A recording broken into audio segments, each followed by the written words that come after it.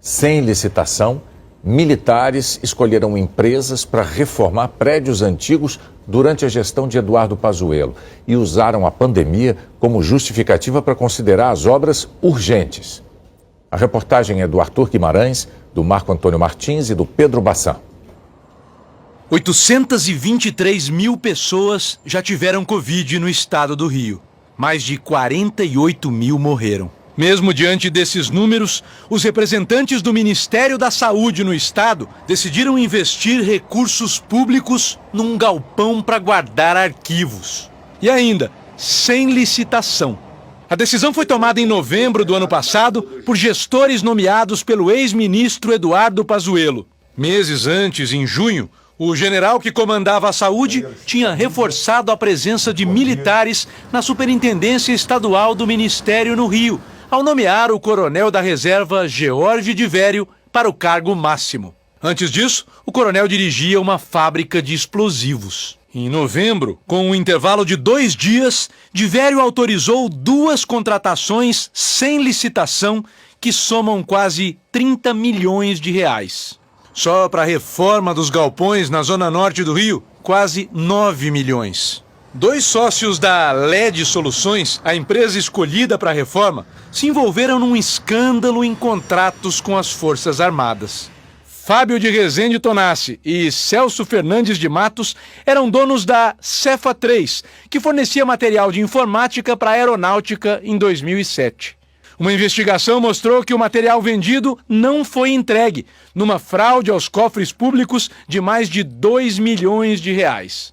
No longo processo na Justiça Militar, Fábio Tonassi foi condenado à prisão em 3ª instância, mas segue recorrendo em liberdade. A empresa Cefa 3 está proibida de celebrar contratos com o governo federal por 5 anos, até 2022. Mas os mesmos sócios simplesmente abriram uma empresa nova, a LED. Eles continuam apresentando as Forças Armadas como principais clientes.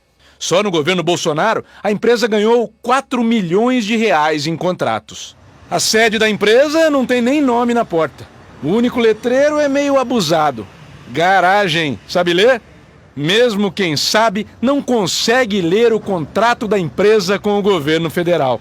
O processo de reforma dos galpões é mantido em sigilo no portal público do Ministério da Saúde.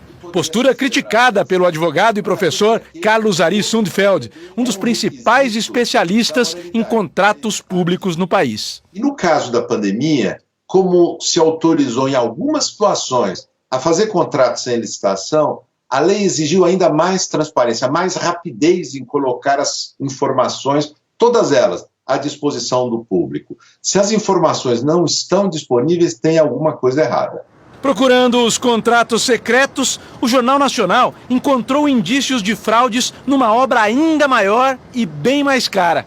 Também no mês de novembro, o coronel George de Vério autorizou uma reforma completa na sede do Ministério da Saúde no Rio, por quase 20 milhões de reais.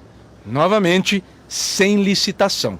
A obra foi considerada urgente com os mesmos argumentos usados no galpão. Ou melhor, mesmíssimos argumentos, incluindo longos trechos idênticos. É difícil entender a urgência de vários itens do projeto. Por exemplo, iluminação automática de LED na fachada, por 1 milhão de reais. E até a reforma do auditório, com 282 poltronas novas, a R$ 2.800 cada uma.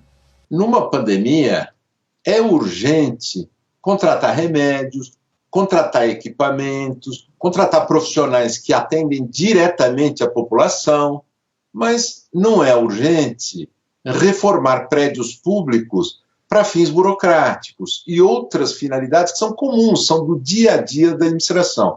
Essas coisas não podem ser contratadas sem licitação, sob o pretexto de que nós estamos numa pandemia. A empresa escolhida sem licitação para uma obra de 20 milhões de reais fica aqui, numa área dominada pela milícia, no município de Magé, na Baixada Fluminense. À primeira vista, parece uma empresa pequena para uma obra tão grande. A gente vai procurar os responsáveis. Oi, bom dia. Por favor, o Jean Oliveira? ele não conta não, tô com ele. Jean Oliveira é o dono e o único gestor da SP Serviços, que está inscrita na Prefeitura de Magé como microempresa. Mesmo assim, ele disse por telefone que a empresa teria condições de fazer a obra.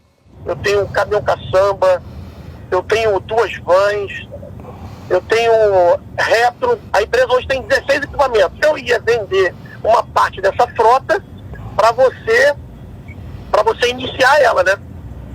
Mas eu tenho um caixa também, tá, Pedro? Os únicos contratos da SP Serviços com a União tinham sido com a Imbel, indústria de material bélico ligada ao Exército.